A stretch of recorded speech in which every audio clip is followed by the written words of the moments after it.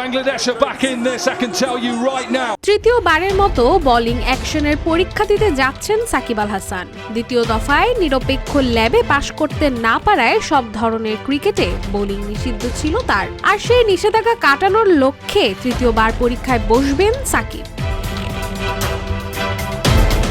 আবারও বোলিং অ্যাকশনের পরীক্ষায় বসতে যাচ্ছেন বাংলাদেশের তারকা অলরাউন্ডার সাকিব আল হাসান। ইংল্যান্ডে কাউন্টি চ্যাম্পিয়নশিপে খেলার সময় তার বোলিং অ্যাকশন প্রথমবার প্রশ্নবিদ্ধ হয়। এরপর ইংল্যান্ডের বার্মিংহাম ও ভারতে 2 দফার পরীক্ষা দিলেও সন্তোষজনক ফল পাননি তিনি।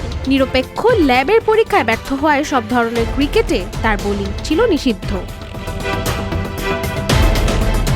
সাকিবের এই নিষেধাজ্ঞা তার ক্যারিয়ারের জন্য ছিল এক বড় ধাক্কা। দলের অন্যতম গুরুত্বপূর্ণ স্পিন বোলিং অপশন হওয়ায় বাংলাদেশ দলও এতে ভুগেছে। নিষেধাজ্ঞা কাটিয়ে বোলিংয়ে ফেরার লক্ষ্যে এবার তৃতীয়বারের মতো পরীক্ষায় বসতে যাচ্ছেন তিনি। এই পরীক্ষা সফল হলে আবারও আন্তর্জাতিক ও ঘরোয়া ক্রিকেটে বোলিং করতে পারবেন সাকিব। অন্যদিকে বিষয়টি নিয়ে নিবিড়ভাবে পর্যবেক্ষণ করছে বাংলাদেশ ক্রিকেট বোর্ড। এ প্রসঙ্গে এক কর্মকর্তা জানান, সাকিবের বোলিং অ্যাকশন সংশোধনের জন্য কোচ ও বিশেষজ্ঞদের সঙ্গে কাজ করা হয়েছে। আশা করা হচ্ছে এবার তিনি সফল হবেন এবং নিষেধাজ্ঞা কাটিয়ে মাঠে ফিরতে পারবেন। এদিকে সাকিব নিজেও আত্মবিশ্বাসী। তার মতে নতুন পরীক্ষার জন্য যথেষ্ট প্রস্তুতি নিয়েছেন তিনি এবং ইতিবাচক ফলও আশা করছেন।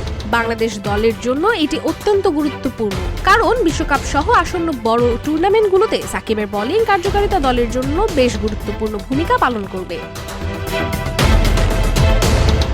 রাশিকা হোসেন, রূপালী বাংলাদেশ।